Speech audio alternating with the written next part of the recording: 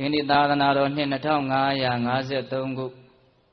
Koda Teki Tau Tungya Konaset Ku Debudoi Labi Jo Shie Ninya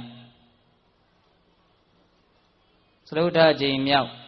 Dirigu Yi Ludo Tudia Boy Egyptian Tamarana Lusimia Pijare Simpinya Tarane Bobo Miba Mia Mutayi Umien Sui Udo Tiza Su Mita Suru Yatamarana Komugo Jampu Bino Digninya Pita Bang to the Kondo Uzeno Yaswa Pia Hojaro Mugere Dea Titanaro Rigo Hoja Queen Yavare Pita Bang to the Kondo Lebe Yaswa Pia Dea Titanaro Rigo Nayu Jinyo Queen Yajavare Pita Bang to the Kondo Uzeno Digninya Badia Homale Solusia Engodra Nike Nawaka Niba Malashire Diha Nada Dodan Pidai Tia Dodaya Namega Diha Nada Tizagali would Chubokuri Jabu Java Lime Diha Sora Chinde Nada Sora Juyen Majau Mayo Chinde Menulu Ye Tinim Josure Zagago Chinde Hauda Diha Nada Dilubiore no Tigini Yaswa Piajin Guramyaji Yadanaro Myajima Yaswa Pia Bilo Shi Jinya Yama Idereya Matimyaji Daba Pite Shindari Bodara Pidado Alum Tide no Eri Shindari Bodara Matimyaji Mayumajau Chinde Hauda Gendo Ye Downya Tuye Yi Duigo Popiare Diha Nada Subiro Dangayana Dinyare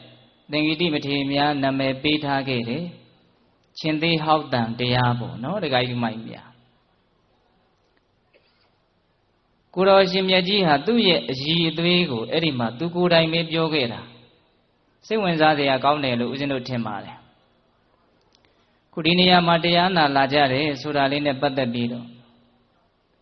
Lulogama Adiga Ajazone Ye Jizum Lodi Bale Lu Melo Shi and Beta do ya say tema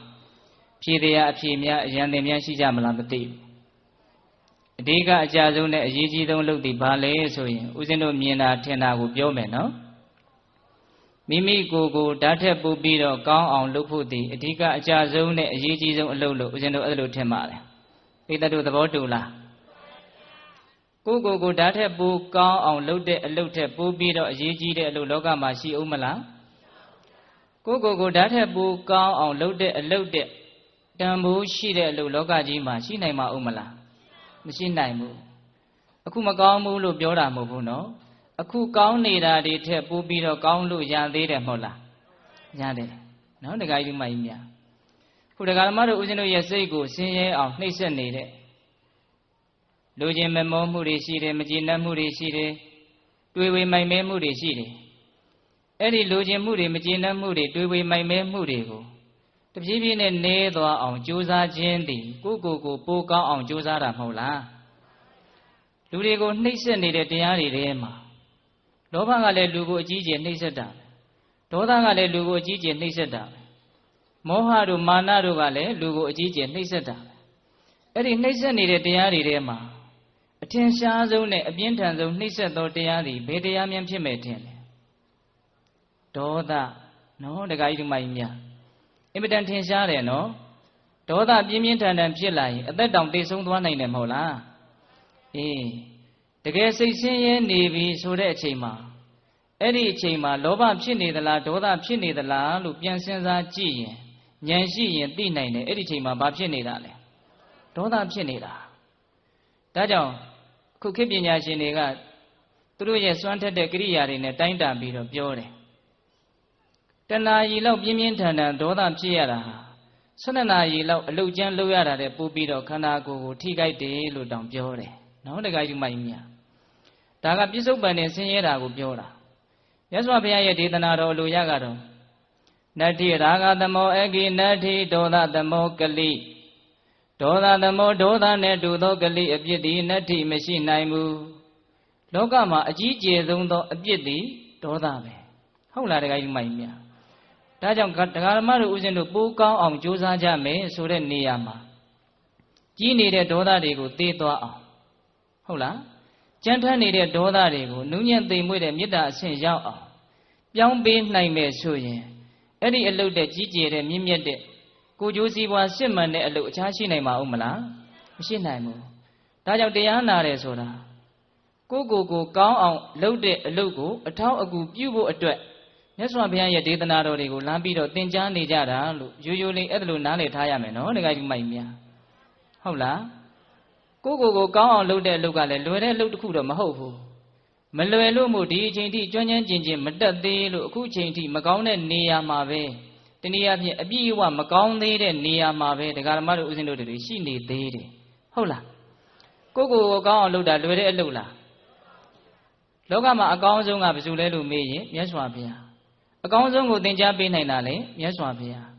အဲ့ဒီလိုအကောင်းဆုံးဖြစ်ဖို့အကောင်းဆုံးနေလှုပ်တက်အောင်သင်ကြားပေးဖို့အတွက်ဘုရားဘလောက်လုံးလဝရိယစိုက်ထုတ်ခဲ့ရတယ်လေလေးသင်ချေနဲ့ကဘာတသိနော်ဒကာကြီးမိုက်မြဒါကြောင့်လွယ်ကူအလုပ်ကိစ္စတစ်ခုတော့မဟုတ်ဘူးဟုတ်လားဒါကြောင့်ဒီပေးသက်ကြီးဒီနေရာမှာရောက်လာတာဟာကိုဓာတ်ထက်ပိုကောင်းအောင်လုပ်ဖို့အတွက်ကောင်းအောင်လုပ်တဲ့နည်းကိုသင်ကြားဖို့ရောက်လာတာလို့ရိုးရိုးလေးနားလည်ရမယ်နော်ဒကာကြီးမိုက်မြအေးဒီတရားဒေသနာကိုဟောခြင်းရဲ့ရည်ရွယ်ချက်ကအဲ့ဒါပဲဒေါသကြောင့်ပင်ပန်းနေတဲ့စိတ်ကိုမေတ္တာတရားကြောင့်အေးချမ်းသွားစေဖို့ဟုတ်လားဒကာကြီးမိုက်မြသီးမခံနိုင်တဲ့စိတ်တွေကြောင့်ကြမ်းတမ်းနေတဲ့စိတ်ကိုတိခံခြင်းခန္တီတရားတွေကြောင့်နူးညံ့သိမ်မွေ့ပြီးတော့သူတစ်ပါးရဲ့အကျိုးမိမိရဲ့အကျိုးစီးပွားတွေကိုသေဖို့နိုင်ဖို့ဒီရွယ်ချက်နဲ့မြတ်စွာဘုရားရဲ့တရားတော်တွေကိုသူတော်ကောင်းတီးတီးတို့ဟာဟောကြားကြတာပဲမဟုတ်လားအဲ့တော့ဒကာဓမ္မတို့ကလည်းဒီရွယ်ချက်နဲ့ပဲနာကြတာပဲမဟုတ်လားဒါကြောင့်ဒီကနေ့ညမိမိတို့ကိုအပြင်းထန်နှိပ်စက်တဲ့အတိသာဆုံးနှိပ်စက်တဲ့ရန်သူဖြစ်တဲ့ဒေါသတရားတွေနေသွားအောင်ကြိုးစားတဲ့နေရာမှာအထောက်အကူပြုစေဖို့မေတ္တာတရားတွေခန္တီတရားတွေကြီးထွားအောင်ပြုစုပြောထောင်တဲ့နေရာမှာအထောက်အကူပြုစေဖို့ပေးသက်ပေါင်းသူတော်ကောင်းတို့ကိုသူတော်ကောင်းကြီးတွေမှတ်တမ်းတင်ထားတဲ့သီဟနာဒသုတ်တံတဲ့နာယူကြရမယ်ဟုတ်လားဒီတရားတော်ကိုမဟောကြားသေးခင်မနာကြသေးခင်မှာတရားတော်အလုံးကိုဟောကြားတော်မူခဲ့တဲ့ဘုရားရှင်ကိုတော်မြတ်ရဲ့အင်မတန်အေးချမ်းကြည်လင်တော်မူတဲ့မဟာကရုဏာကိုဒီတရားလုံးစုံကိုသိတော်မူမြင်တော်မူတဲ့သဗ္ဗညုတဉာဏ်ဒီဟူသောပညာကိုထိုကရုဏာကိုပညာကိုနှစ်ပါးစုံတို့ဖြင့်ပြည့်စုံတော်မူတဲ့ဘုရားရှင်ကိုတော်မြတ်ကိုယုံသိမြတ်တို့ရှိခိုးပူဇော်ကြအောင်စို့ကရုဏာတိတလဟရယံပညာပေဇောတဝိဟတမောဟဓမ္မံသနရမရလောကကရုဝန္တိတုကတံဂတိဝိမု ഢ ံကရုဏာတိတလဟရယံမဟာကရုဏာတော်ဖြင့်ဤမြသောစိတ်နှလုံးလေးရှိတော်မူပါ၏ထသောပညာပေဇောတဝိဟတမောဟဓမ္မံအရဟတမေတိဟုသောအယံအလင်းဖြင့်ဝိဇ္ဇာတိဟုသောမိုက်မောင်းကိုဖယ်ခွာတော်မူပြီးထသောသနရမရလောကကရုလူနှင့်မြမတတဝါနန္ဒတို့၏ကြောက်ထီတန်တုအလေးကရုပြုရာတဆူရီသောဆရာသခင်လေးဖြစ်တော်မူပါ၏ထသောဂတိဝိမု ഢ ံဒီဝမနုဿာနိရယနှင့်ပိတတလိဆံလာယရှိငါတန်သောဂတိတို့မှလီအထူးသဖြင့်ကင်းလွတ်တော်မူပြီးထသောဒုက္ကတံတတဝါတို့အားအကျိုးများကြောင့်ဟုတ်မှန်သောစကားကောင်းကိုသာမြတ်ဆိုတော်မူပါ၏ထသောဗုဒ္ဓံသစ္စာလေးရတရားမြတ်ကိုလက်ပေါ်တင်တာပရမများကဲ့သို့မြတ်သားတင်သိမြင်ပေတဲ့ဘုရားရှင်ကိုယ်တော်မြတ်ကြီးကိုမယံတရားဟောပုဂ္ဂိုလ်တရားနာပုဂ္ဂိုလ်ခေါ်ဆိုပညတ်ပရမတ်မမှုယုံနာနှပြဖြစ်ကြပါသောဘုရားတပည့်တော်တို့သည်ဘုနေဝနာမှာကာယဝစီမနောကြည်၍သုံးဏီတော်ရပနာမဖြင့်ဒုက္ခယုကျိုးလက်ဆုံမူကားရှိခိုးဥညွတ်ပါ၏မြတ်စွာဘုရား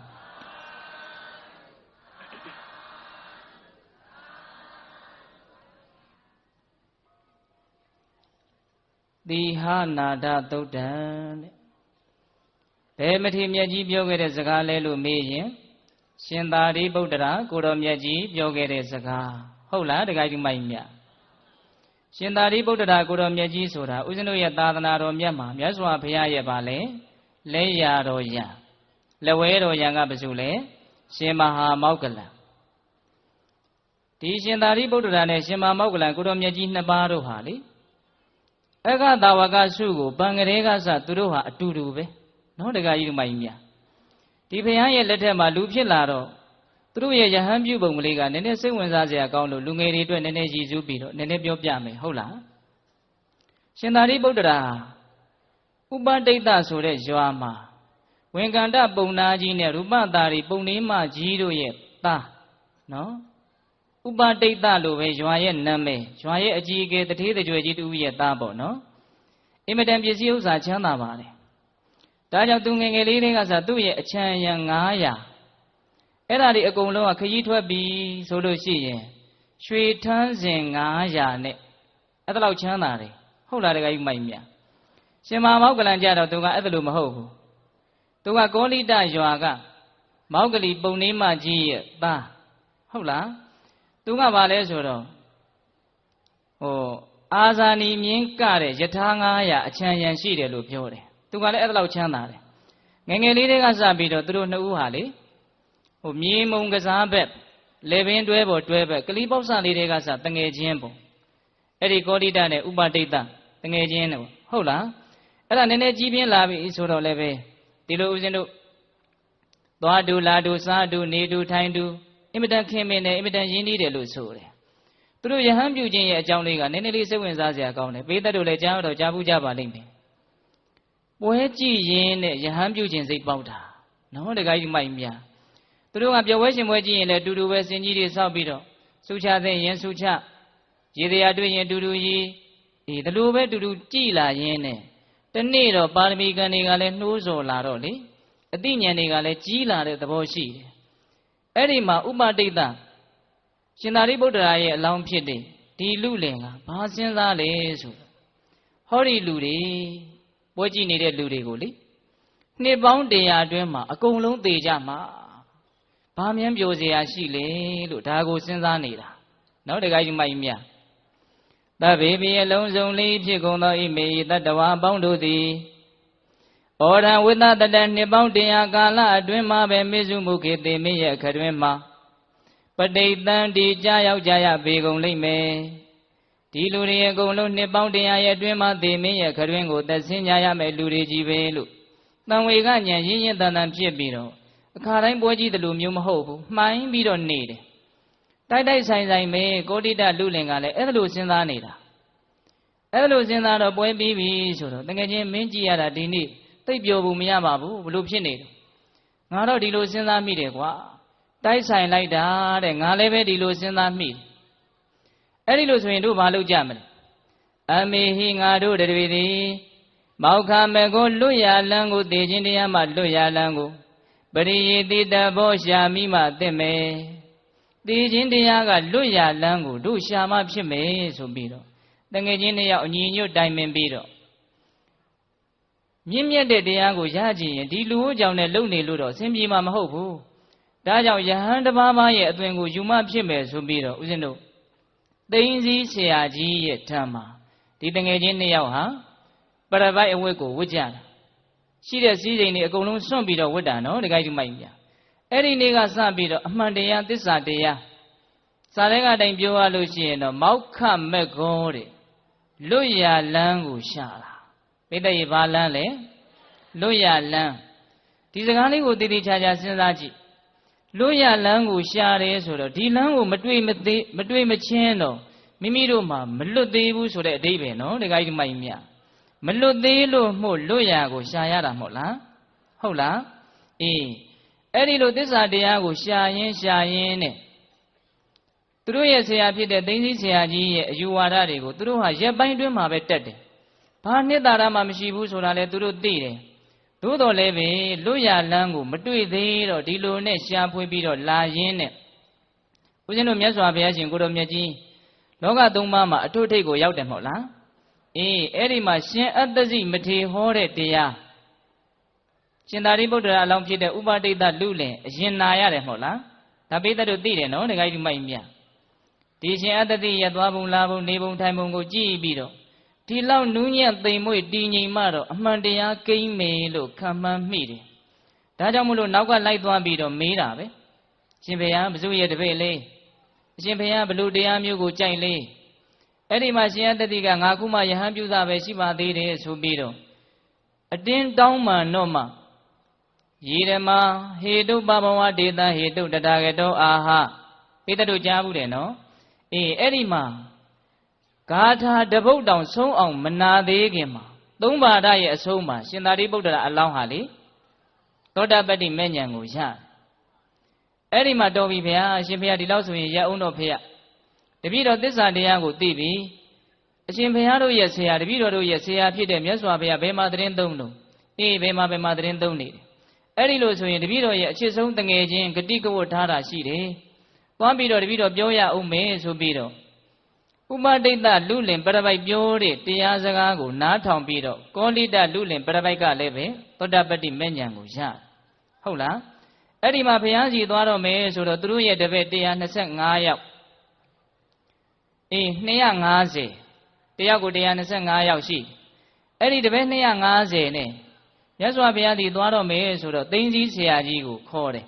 ဆရာကြီးလည်းလိုက်ခဲ့ပါတပည့်တော်ကျွန်တော်တို့သစ္စာတရားကိုတွေ့ပြီအဲ့ဒီမှာသိန်းစည်းဆရာကြီးကဘာလို့သွားကြမှာလဲမင်းတို့2ယောက်နဲ့ငါနဲ့3ယောက်ဟောဒီတပည့်ပရိသတ်ကြီးကိုအတူတူအုပ်ချုပ်ကြတာပေါ့ပရိသတ်ရဲ့အမှန်တရားထက်ဂုံပကာသနပရိသတ်အချွေရန်ကိုမမောတာနော်အဲ့ဒီမှာဘယ်လိုမှခေါ်လို့မရတော့အဲ့ဒီလိုဆိုရင်ကျွန်တော်တို့ကတော့သွားမှာပဲဆိုပြီးတော့တပည့်တွေကိုခေါ်သွားတော့သိန်းကြီးဆရာကြီးဟာသွေးအံပြီးတော့ကြံရစ်တယ်တူတူပြောရတော့လေအဲ့ဒီလိုနဲ့မြတ်စွာဘုရားသည်ရောက်မြတ်စွာဘုရားကယဟန်တော်တွေကိုအက္ခတာဝကအစုံဖြစ်တဲ့ဥပဒိတနဲ့ကောလိတတို့ရောက်လာကြပြီလို့ဗျာဒိစကားပြောအဲ့ဒီမှာသိန်းကြီးဆရာကြီးခေါ်တာမလိုက်ဘူးဆိုတာကိုအကြောင်းပြုပြီးတော့ဂါထာလေးနှစ်ပုဒ်ဟောထားတာရှိတယ်ဒါလေးလည်းအင်မတန်ကောင်းပါအတာရိတာရမတိနောတာရိဇာတာရတတ္တိနာဒေတာရနာရိကိသန္တိမိစ္ဆာသင်္ကပ္ပကောစရာဟောဒီလောကကြီးမှာညံနေကြတဲ့ပုဂ္ဂိုလ်တွေဟာအတွေးခေါ်မှားတဲ့အတွက်ကြောင့်တန်ဖိုးရှိတာမရှိတာကိုခွဲခြားပြီးတော့နားမလည်ဘူးတဲ့နော်တခါကြီးဒီမိုင်းမြညံမရှိတဲ့လူတွေဟာအဖိုးတဏ္ဍာရဲ့မတဏ္ဍာရဲ့ကိုပါလဲခွဲခြားပြီးတော့မသိဘူးနားမလည်ဘူးနားမလည်တဲ့အတွက်ကြောင့်သူတို့ဟာတန်ဖိုးရှိတာနဲ့လွဲချော်ကြတယ်တဲ့နော်တန်ဖိုးရှိတာနဲ့မလွဲချော်ခြင်းရင်ပထမအဆင့်ဘယ်ရာဟာတန်ဖိုးရှိတယ်ဘယ်ရာဟာတန်ဖိုးမရှိဘူးလို့သိရမယ်မဟုတ်လားဟင်တခါကြီးမိုက်မြအခုတရားကိုလားနာတယ်ဆိုတာအဲ့ဒီဉာဏ်นี่ကြီးထွားစေဖို့လားနာတာနော်ဘယ်ရာကတော့တန်ဖိုးရှိတယ်ဘယ်ရာကတော့တန်ဖိုးမရှိဘူးဘယ်ရာရဲ့တန်ဖိုးကတော့ဘလောက်ဘယ်ရာရဲ့တန်ဖိုးကတော့ဘလောက်လို့လောကီစည်းစိမ်ရဲ့တန်ဖိုးတရားဓမ္မရဲ့တန်ဖိုးဒါတွေကိုအကဲဖြတ်တတ်ဖို့အတွက်တရားကိုလာပြီးတော့နားထောင်ကြတာမဟုတ်လားအေးဒီမှာမြတ်စွာဘုရားပြောထားတယ်တန်ဖိုးရှိတာရဲ့မရှိတာရဲ့ကိုခွဲနားမလဲတဲ့ညံမဲ့တဲ့လူတွေဟာတန်ဖိုးရှိတာနဲ့လွဲကြရတယ်လို့မြတ်စွာဘုရားအဲ့ဒီမှာပြောတယ်ဟုတ်လားအဲ့ဒီလိုနဲ့ဦးဇင်းတို့သူတို့ရဲ့ဇာတ်ကြောင်းလေးကိုအကျေတဝက်ဦးဇင်းတို့မပြောပါဘူးဟုတ်လားသူတို့ရဲ့ဇာတ်ကြောင်းလေးကိုအကျေမပြောပါဘူးအဲ့ဒီလိုနီးနဲ့သူတို့ယဟန္တာဖြစ်လို့အက္ခတာဝကမထေရမြတ်ကြီးတွေဖြစ်လို့မြတ်စွာဘုရားရဲ့လက်ရတော်ရန်လက်ဝဲတော်ရန်အနေနဲ့နေလာရင်းနဲ့တနေ့တော့ဘာဖြစ်လာတော့တိဟနာရသုတ်တန်ရဲ့ဏိဒန်းကိုရောက်လာပြီနော်တခါကြီးဒီမိုက်မြရှင်သာရိပုတ္တရာကိုရောမြတ်ကြီးရဲ့ထူးခြားတဲ့အကြောင်းတွေကိုပြောရရင်ကြီးညိုပွဲရအတိရှိတယ်ကုံနိုင်ပွဲရမရှိဘူးနော်တခါကြီးဒီမိုက်မြဒီနေရာမှာဦးဇင်းတို့ဖြတ်ပြီးတော့ပြောကျင်တာကဒီတရားကိုနာခြင်းကြောင့်ဦးဇင်းတို့ဒီတရားကိုဟောခြင်းရဲ့ရည်ရွယ်ချက်အဲ့ဒါဘာလဲဆိုရင်သူတော်ကောင်းတွေကိုအားကြတဲ့စိတ်ဖြစ်စေခြင်းလို့ဟုတ်လားတခါကြီးဒီမိုင်းများဒါသူတော်ကောင်းကြီးတွေရဲ့အကြောင်းကိုမပြောခင်မှာဒါလေးကိုနည်းနည်းလေးဦးဇင်းကဖြတ်ပြီးတော့ပြောခြင်းတယ်ဘာတွေကိုအားကြစေဖို့သူတော်ကောင်းတွေအကြောင်းကိုပြောတာလဲသူတော်ကောင်းတွေရဲ့သဘောတဘာဝကိုအားကြစေခြင်းလို့အားကြတဲ့စိတ်ထဲမှာငါလဲသူတို့လိုဖြစ်ခြင်းနေဆိုတဲ့စိတ်ကလေးပါကိုပါတယ်နော်ဒကမာကြီးများအဲ့ဒီဖြစ်ခြင်းတဲ့စိတ်ကလေးကတစ်ချိန်ချိန်မှာဖြစ်အောင်အကျိုးကျေးဇူးပြုလိမ့်မယ်နော်ဒါကြောင့်သူတော်ကောင်းတွေရဲ့အကြောင်းကိုများများနားထောင်ပေးသင့်များများနားထောင်လို့များများအားကြလာရင်များများဖြစ်ခြင်းစိတ်ပေါက်လာမယ် များဖြစ်ခြင်းစိတ်ပေါက်လာလေဖြစ်ဖို့နီးစပ်လေပဲဒါကြောင့်ဦးဇင်းတို့ဘုရားရှင်ကိုတော်မြတ်ကြီးလည်းပဲအမျိုးမျိုးပြောတာပဲချစ်သားတို့ရှေးသူတော်ကောင်းကြီးတွေကဒီလိုနေခဲ့တယ်ဒီလိုပြောခဲ့တယ်ဒီလိုကျင့်သုံးခဲ့တယ်ဒါကြောင့်အားကြတဲ့နဲ့လိုက်နာတဲ့နဲ့အတူယူတဲ့နဲ့လို့950ဇာတကမှာပဲကြည်ကြည်ပြစ္ဆုတ်ပံမျက်မှောက်ကာလကိုပဲကြည်ကြည်ဘုရားအမျိုးမျိုးမပြောခဲ့ဘူးလားပြောခဲ့တယ်ခုရှင်သာရိပုတ္တရာကိုတော်မြတ်ကြီးရဲ့အကြောင်းကိုပြောမှာဒီရွယ်ချက်နဲ့ပြောမှာနော်တခါကြီးမိုက်မြသူ့လိုလိုက်ပြီးတော့ကျင့်သုံးနိုင်ဖို့ဆိုတာတော့လွယ်တဲ့ကိစ္စမဟုတ်ဘူးဆိုတာလဲဦးဇင်းတို့သိတာပေါ့ဟုတ်လားတခါကြီးမိုက်မြသို့တော့အ ਨੇ ဆုံးဘယ်လိုစိတ်ကလေးတော့ဖြစ်ရမှာလဲအားကြတဲ့စိတ်ဖြစ်ရမယ်အားကြတဲ့စိတ်ထဲမှာဘာစိတ်ကလေးပါတယ်လို့ဦးဇင်းသုံးသပ်ပြသွားတယ်လေဖြစ်ခြင်းတဲ့စိတ်ကလေးပါတယ်ဟုတ်လားတခါကြီးမိုက်မြအဲ့ဒီဖြစ်ခြင်းတဲ့စိတ်လေးကတန်ဖိုးဖြတ်လို့မရဘူးနော်ဒါကြောင့်တေဟနာရသုတ်တန်ရဲ့ဏိဒန်းမှာဦးဇင်းတို့ဘုရားရှင်ကိုတော်မြတ်ကြီးဇေတဝန်ကျောင်း၌မှာသတင်းသုံးပြီးတော့နေတော့တခုသောဝါဆိုကာလဝါရင်3 လကုံသွားလို့ဝါကျွတ်ပြီဆိုတော့မထေရမြတ်ကြီးတွေဟာမိမိတို့ရဲ့အချမ်းရံတပည့်တွေချမ်းရံပြီးတော့အသီးသီးဒေသစာတွေလှိလိကြအဲ့ဒီလိုလှည့်လည်ကြတဲ့မထေရမြတ်တွေထဲမှာရှင်သာရိပုတ္တရာကိုတော်မြတ်ကြီးကလည်းတပန်းအပါဝင်မယ်အဲ့ဒါနဲ့သူကလည်းသူ့ရဲ့တပည့်တွေချမ်းရံပြီးတော့မြတ်စွာဘုရားရဲ့ခြေတော်ဆုံးကိုဥခိုက်ပြီးတော့ဘုရားတပည့်တော်ဒေသစာတွေလှည့်လည်မှာပါဗျာဒေသစာတွေလှည့်လည်ဆိုတာဣဒ္ဓရေပါလဲလို့နားလည်ထားရမှာလဲဆိုရင်သူတော်ကောင်းတရားတွေကိုပြန်ပွားအောင်ကြိုးစားတာပါပဲနေရာဒေသအသီးသီးကိုကြွပြီးတော့လေနားလည်တယ်နော်တခါကြီးမိုက်မြအဲ့ဒီလိုဒေသစာတွေလှည့်လည်မယ်ဆိုမြတ်စွာဘုရားရဲ့ခြေတော်ဆုံးဥခိုက်ပြီးတော့ကျောင်းတော်ကနေပြန်ကြွလာတော့ရှင်သာရိပုတ္တရာဆိုတာကဖျားပြီးရင်သာသနာတော်မှာဂုဏ်အကြီးဆုံးပုဂ္ဂိုလ်ကြီးဆိုတော့ယဟန်တော်တွေအားလုံးကဝိုင်းပြီးတော့နှုတ်ဆက်ကြရှင်ဘုရားဘယ်ကြွမှာဘယ်ကြွမယ်အဲ့ဒီမှာရှင်မြတ်ကြီးကလည်းပြန်ပြီးတော့ဒါတယောက်ကိုတယောက်တပားကိုတပားအလေးကရုထားပြီးတော့နှုတ်ဆက်ရတယ်အဲ့ဒါကိုဦးဇင်းတို့ပါဠိစာပေမှာပဋိတန္ထာရနော်တခါကြီးမိုက်မြတယောက်နဲ့တယောက်ဂယုစိုက်ပြီးတော့အတိအမှတ်ပြုတာဒါအရေးကြီးတယ်နော်တခါကြီးမိုက်မြဒီတရားတော်ဟာဒီပဋိတန္ထာရကနေပြဿနာတက်တယ်ဒီတရားတော်ရဲ့အစကလေးဖြစ်ပေါ်လာပုံလေးကအဲ့ဒီယဟန်ပရိသတ်တွေထဲမှာလေရှင်သာရိပုတ္တရာကိုအင်မတန်အထင်ကြီးပြီးတော့စိတ်ထဲကနေပြီးတော့ငါ့ကိုတော်မြတ်ကြီးကအမျိုးအမည်တွေခေါ်ပြီးတော့နှုတ်ဆက်ရင်တော့ကောင်းမှာပဲလို့ဂုံကိုတိတ်ပြီးတော့မက်တဲ့ယဟန်တစ်ပါးရှိနော်တခါကြီးမိုက်မြအဲ့ဒါသူကတန်းတနေတာရှင်သာရိပုတ္တရာကိုတော်မြတ်ကြီးကဒီပြင်မထေတွေကိုဝိုင်းပြီးတော့လိုက်ပြီးတော့နှုတ်ဆက်နေတော့ငါ့ကိုလည်းအဲ့လိုအမျိုးအမည်ခေါ်ပြီးတော့နာမည်ခေါ်ပြီးတော့နှုတ်ဆက်ရင်တော့ကောင်းမှာပဲလို့တန်းတနေတာအဲ့ဒါဖြစ်ချင်တော့လေရှင်သာရိပုတ္တရာကိုတော်မြတ်ကြီးကအဲ့ဒီကိုတော်လေးကိုမေ့နေတာနော်မေ့နေတော့ကြည်စံငါ့ကိုလူရမသွင်းဘူးဒါငါ့ကိုတက်မဲ့လူကြားထဲမှာအရှက်ခွဲတာပိဿယေဟိုကမေ့နေတာနော်လူတွေထဲမှာလည်းဒီကိစ္စလေးတွေအရေးကြီးတယ်ဟုတ်လားကိုကဆိုကြပါစို့ပတ်စံရှိလာပြီဂုံကြီးလာပြီဆိုရင်ကိုနဲ့တစ်ချိန်တုန်းကအတူတူနေခဲ့ပြီးတော့ဂုံငယ်တဲ့ပုံကိုယ်တွေကတကယ်လို့မြန်ကိုကရိုးရိုးပြောတာတောင်သူတို့ကငါတို့ကိုမရှိလို့နှိမ်တာဆိုတာမျိုးတွေလူတွေရဲ့ခံစားချက်မှာရှိတယ်မို့လားအခုမထေမြတ်ကြီးကိုအဲ့ဒါလိုနီးနဲ့အဲ့ဒီကိုတော်လေးကရန်ညိုးဖွဲ့တာဟုတ်လားတခါကြီးမိုက်မြငါကိုဒါလူထဲမှာတက်မဲ့အတိမတ်မပြုတ်တာပဲအဲ့ဒီလိုသူကပထမရန်ညိုးဖွဲ့နေတုံးရှိသေးတယ်ကိုတော်မြတ်ကြီးကအဲ့ဒီနာကြွလာပြီးတော့ဂိုင်းခရီးထွက်မယ်ဆိုသွားလိုက်တော့သင်္ကန်းကနည်းနည်းလေးခါတယ်လို့ဖြစ်သွားတာ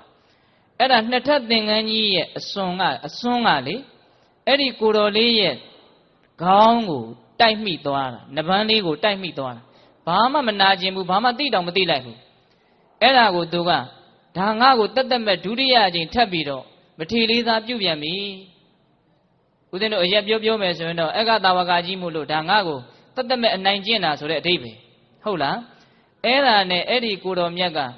မြတ်စွာဘုရားကြီးကိုသွားပြီးတော့ဒီအကြောင်းကိုသွားလျှောက်တာဗျာသိလားတကားကြီးတို့ရနော်မြတ်စွာဘုရားကိုဘယ်လိုလျှောက်တုံးဆိုအရှင်ဘုရားရဲ့အက္ခတာဝကတပည့်ကျော်ကြီးဟာတပည့်တော်ရဲ့နာကိုဒုက္ခသင်္ကန်းစွန်းနဲ့နှအုံပွင့်မတက်ရိုက်ခတ်ပြီးတော့ဣဒ္ဓရေဒါလောက်ချံပြောတာနော်နှအုံပွင့်မတက်တပည့်တော်ကိုရိုက်ခတ်ပြီးတော့အဲ့ဒါမတောင်းမှန်မဲနဲ့ငါအက္ခတာဝကဘေတကားဆိုပြီးတော့မာနာကြီးနဲ့အဲ့ဒါတပည့်တော်ကိုမတောင်းမှန်မဲနဲ့ခီးထွက်သွားပါတယ်ဗျာရှင်ဘုရားရဲ့တပည့်ကိုဆုံးမပါဆိုတဲ့အဓိပ္ပာယ်ဟုတ်လား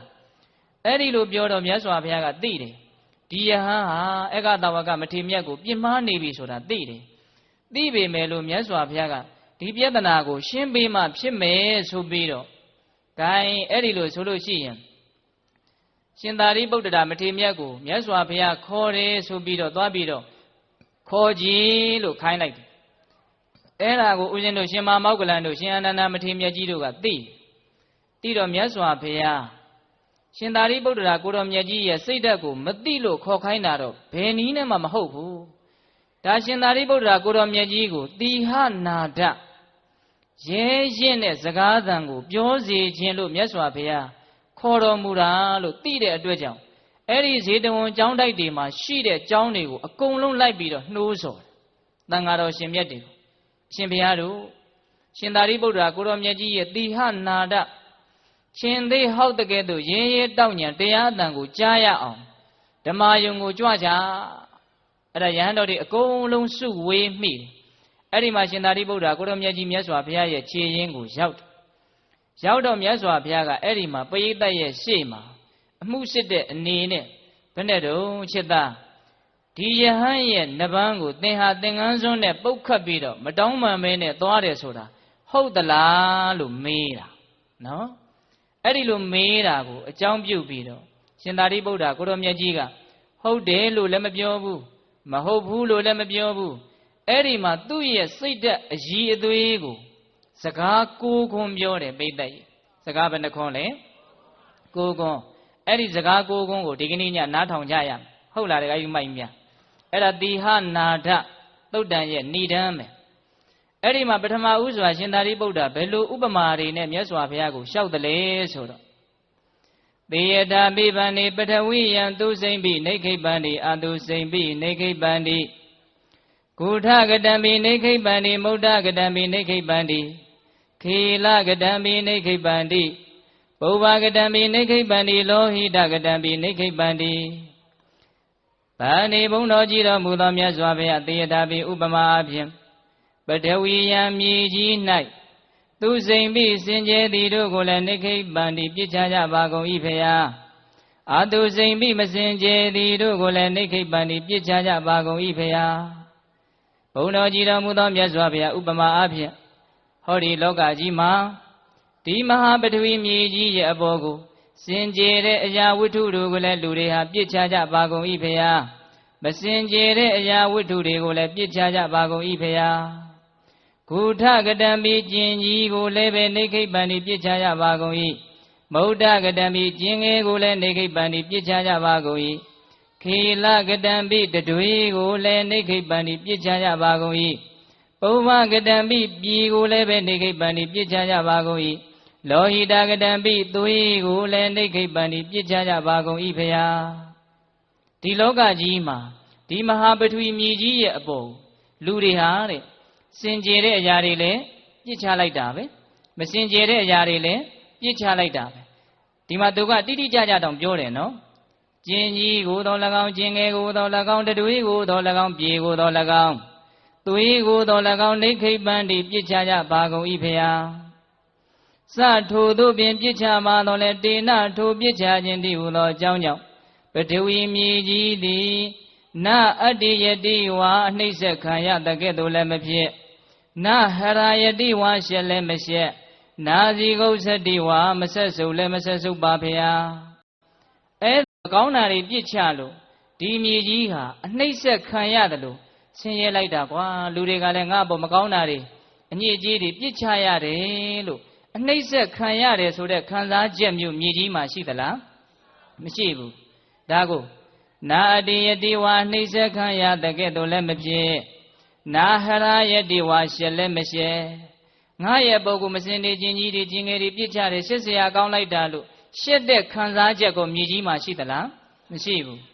နာစီကိုစတိဝါမဆက်စုပ်လည်းမဆက်စုပ်ယွန်ရှာမှုလည်းမရှိဒါကိုယွန်တဲ့သဘောဆက်စုပ်တဲ့သဘောမြေကြီးမှာအဲ့ဒီခံစားချက်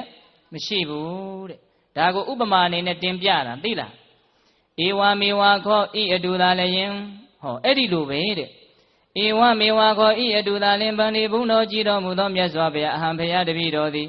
ပထဝီသမေနမြေကြီးနှင့်တူသော ဝိပုလေနကြီးကျယ်ပြန်ပြောသောမဟဂတိနအလွန်တရာမြင့်မြတ်သောအပမာနေနအတိုင်းအတာပမာဏရှာ၍မရလောက်အောင်ကြီးကျယ်သောအဝေရေနအတွင်းရန်အပြင်ရန်ကင်းပေထသောအာဗျာပိစေနာဒေါမနတာတိဟုသောဆင်းရဲခြင်းကင်းသောမနတာစိတ်ဖြင့်ဝိဟရာမိနေပါ၏ဖေယအဲ့ဒီမြေကြီးလိုပဲတဲ့ဘုရားတပည့်တော်ဒီလည်းပဲအင်မတန်မြင့်မြတ်တဲ့အင်မတန်ကျေပြန့်တဲ့ရန်ကင်းတဲ့မေတ္တာတရားနဲ့ဘုရားတပည့်တော်ဒီလောကကြီးမှာနေပါ၏ဖေယပထဝီသမေနစေတတဝိဟရာမိနော်တခါကြီးမိုက်မြမြေကြီးလိုဘာတွေပဲလုံနေအင်မတန်တည်ငြိမ်တဲ့နော်တခါကြီးမိုက်မြသူ့ကိုနှိပ်စက်နေတယ်လို့ဘယ်တော့မှသူ့မှာခံစားချက်မရှိဘူးနော်သူ့ကိုရှက်เสียရပြောလို့လဲရှက်တယ်ဆိုတဲ့ခံစားချက်မရှိဘူးဆက်ဆုပ်เสียယွန်ရှာเสียရပြောလို့လဲဆက်ဆုပ်တယ်ဆိုတဲ့ခံစားချက်သူ့မှာမရှိဘူးဘာတွေပဲရှိတုံးဆိုတော့အဝေရေနအဗျာပစ္စေနအင်မတန်အားကြစရာကောင်းတယ်နော်အဝေရေနအတွင်းယံအပြင်ယံကင်းပေထသောအတွင်းယံဆိုတာဒေါသကိုပြောတာအပြင်ယံဆိုတာအပြင်ကနေယံသူပြုမှကိုပြောတာကိုကဘာဒေါသမှမရှိတော့အပြင်ကလည်းကိုယ့်ကိုဘယ်သူကယံပြုမှလဲသူမှယံမပြုဘူးဒါကိုအတွင်းယံပြင်ယံကင်းတယ်လို့ဆိုရတယ်အာဗျာပိစေနာဒေါမနတာတိဟုသောဆင်းရဲခြင်းကင်းသောမနတာစိတ်ဖြင့်ဝိဟရာမိနေပါ၏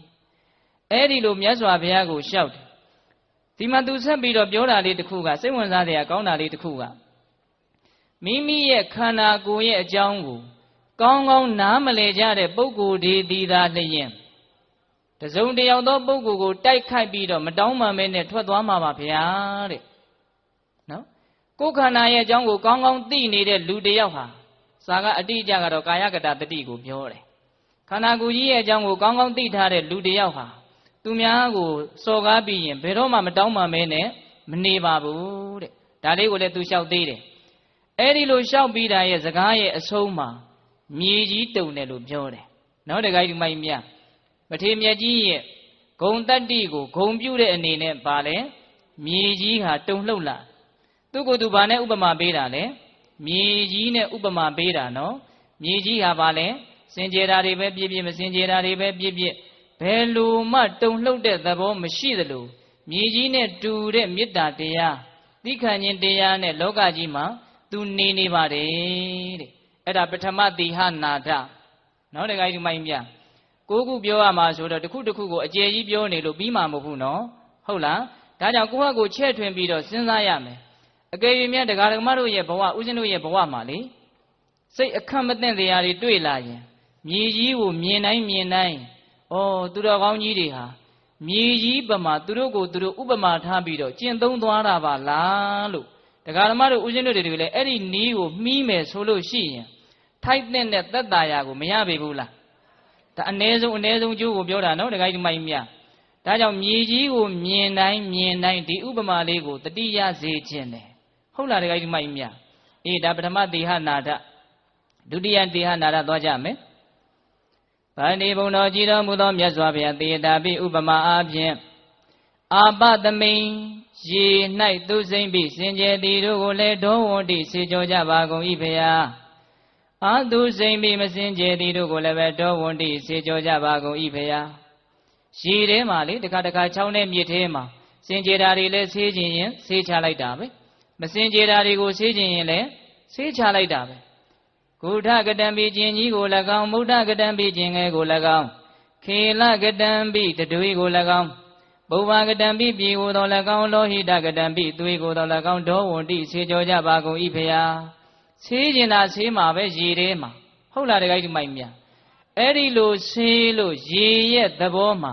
ငါ့ကိုဒီလိုမစင်ကြယ်တာတွေဆေးကြောရကောင်းလားလို့ဒါငါ့ကိုနှိပ်စက်နေတာဆိုတဲ့ခံစားချက်ရေမှာရှိပါမလားမရှိဘူးစထိုသို့ပင်ဆေးကြောပါတော့လေတေနထိုဆေးကြောခြင်းတည်းဟူသောအကြောင်းကြောင့်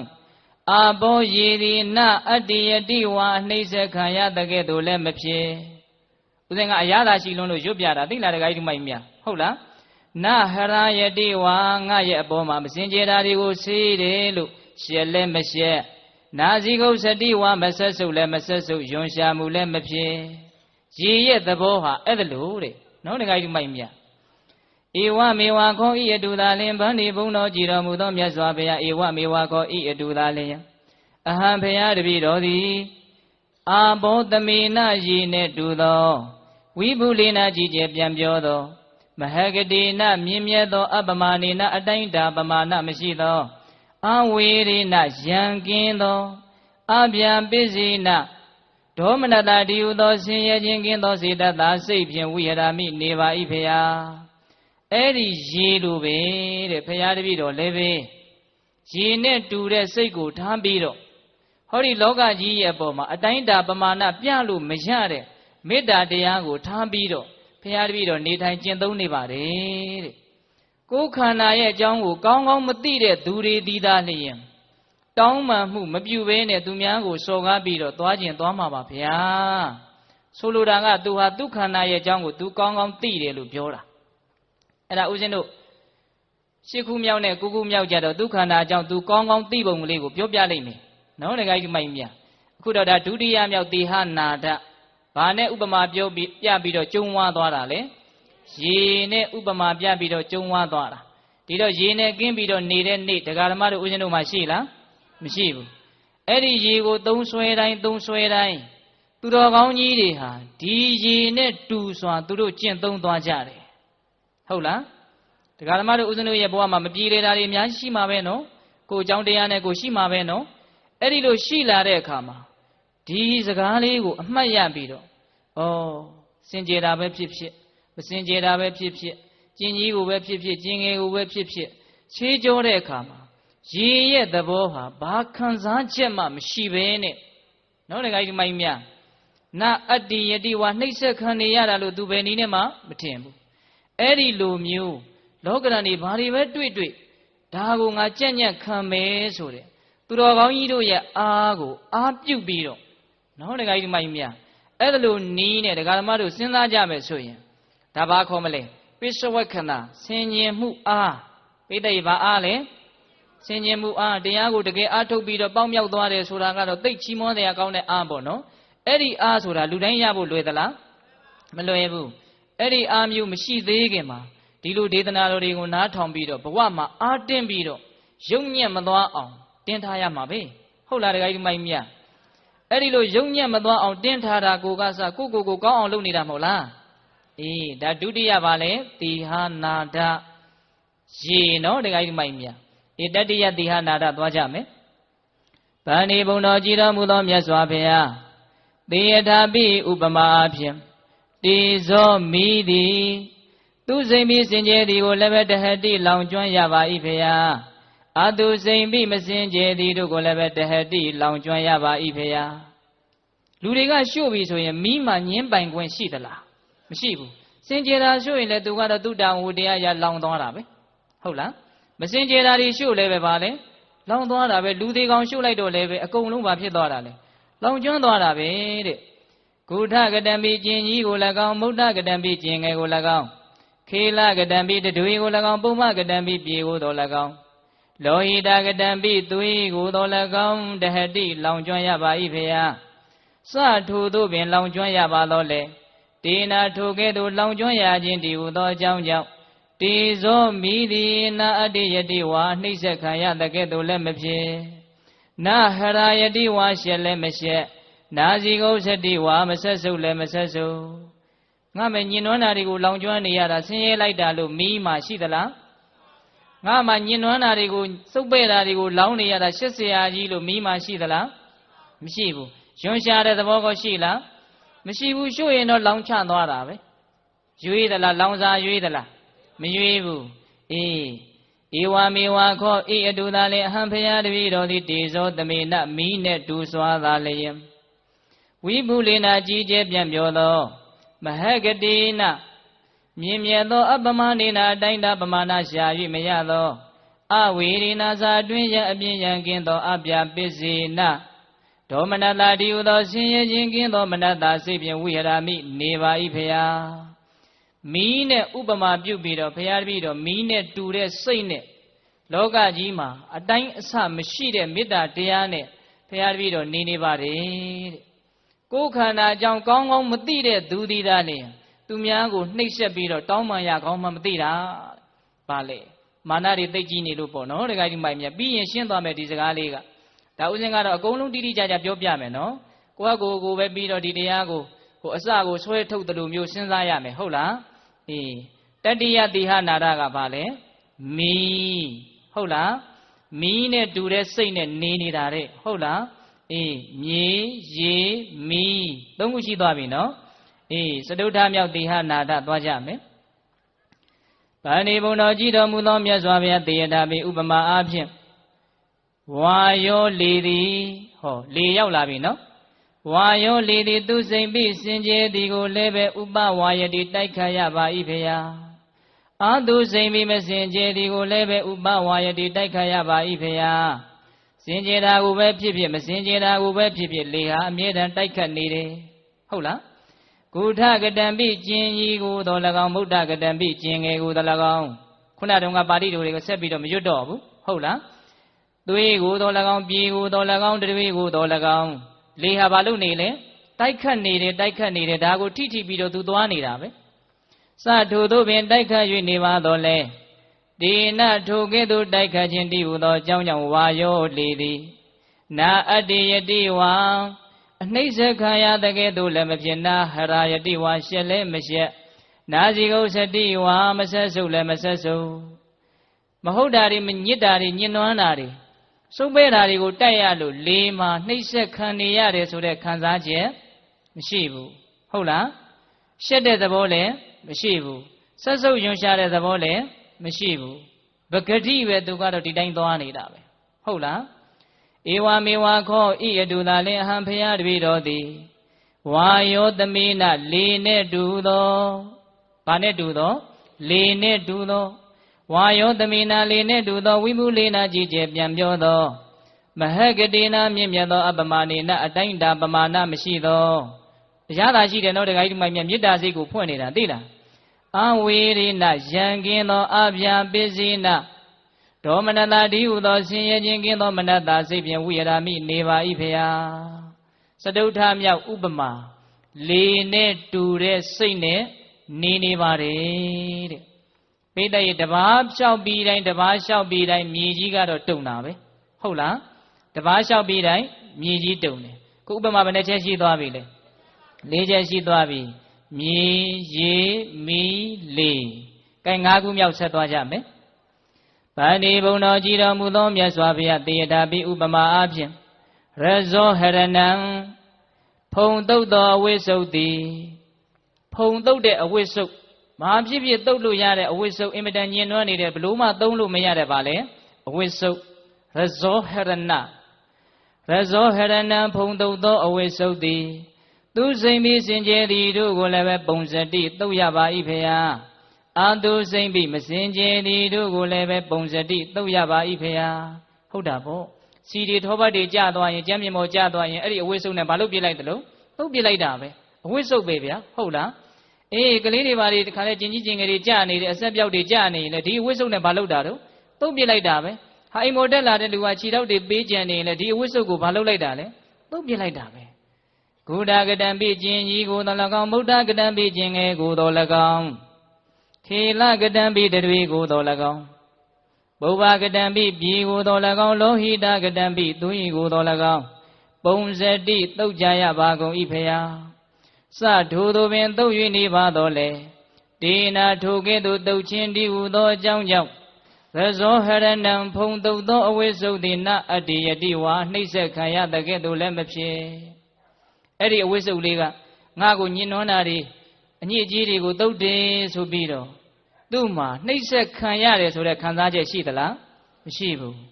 ရှက်တဲ့သဘောကိုရှိလားမရှိဘူးဆက်ဆုပ်တဲ့သဘောယွန်းတဲ့သဘောကိုသူ့မှာရှိလား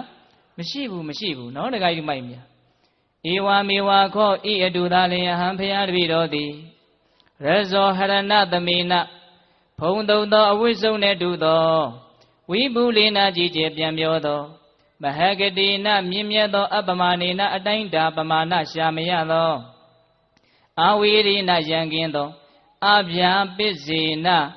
ဒေါမနတာတိဟုသောဆင်းရဲခြင်းကင်းသောမနတာစိတ်ဖြင့်ဝိဟရမိနေပါ၏ဖေယဖုံတုတ်တဲ့အဝိစုတ်သည်စင်ကြယ်တာကိုပဲဖြစ်စေမစင်ကြယ်တာကိုပဲဖြစ်စေတုတ်တဲ့အခါမှာအနှိမ့်ဆက်ခံနေရတယ်ဆိုတဲ့ခံစားချက်မရှိသလိုမျိုးပဲတဲ့လောကကြီးမှာကျင်လေကျစ်စားတဲ့အခါမှာ ဘယ်လိုအနိဋ္ဌာယုံလောကရဏီဘယ်လိုအပြောဆိုတွေပဲခံရဘာမှသူ့မှာမေတ္တာပြည့်သွားတယ်ဆိုတဲ့သဘောမရှိဘူးတဲ့အံ့ဩစရာမကောင်းဘူးလားအားကျစရာကောမကောင်းဘူးလားသူ့ရဲ့စိတ်ဓာတ်ဒီဘေးကပတ်ဝန်းကျင်ကအကြောင်းတရားတွေကြောင့်ပျက်စီးသွားတယ်လို့ရှိသလားမရှိဘူးကောင်းတာနဲ့တွေ့လည်းပဲဒီတိုင်းပဲနော်သူကတက်ကြွသွားတယ်လို့မရှိဘူးမကောင်းတာနဲ့တွေ့လို့လည်းပဲစိတ်ပြက်သွားတယ်လို့မရှိဘူးအဲ့ဒါကိုဦးဇင်းတို့စာကလေတာဓိဂုံလို့ခေါ်တယ်ပိဋကပါတဲ့တော့တာဓိဂုံယဟန္တာတွေမှာရနိုင်တဲ့ဂုံဟုတ်လားအဲ့ဒါကိုဒကာဓမ္မတို့ဦးဇင်းတို့တွေ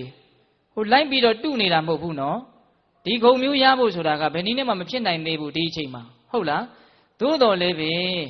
ဒီယဟန္တာတို့ရဲ့ဂုံတသိက်တရေတရအောင်တော့လုပ်လို့ရတယ်ဟုတ်လားဒီဂုံတသိက်တရေတရအောင်ပါလေ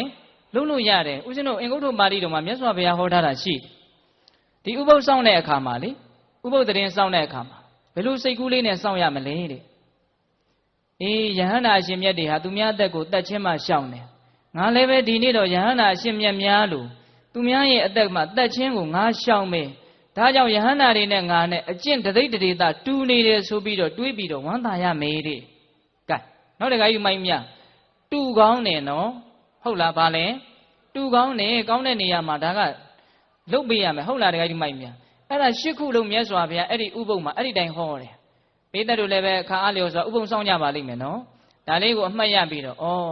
ယဟန္တာတွေရဲ့အကျင့်တရိပ်တရေတငါနဲ့တူနေပါလားဆိုပြီးတော့ဘာလို့ရမှာလဲဝမ်းသာရမှာအခုလဲဒီလိုပဲတာရိဂုံကိုလောကရန်နေနဲ့တွေ့တဲ့အခါမှာကိုလည်းပဲမတုံမလုတ်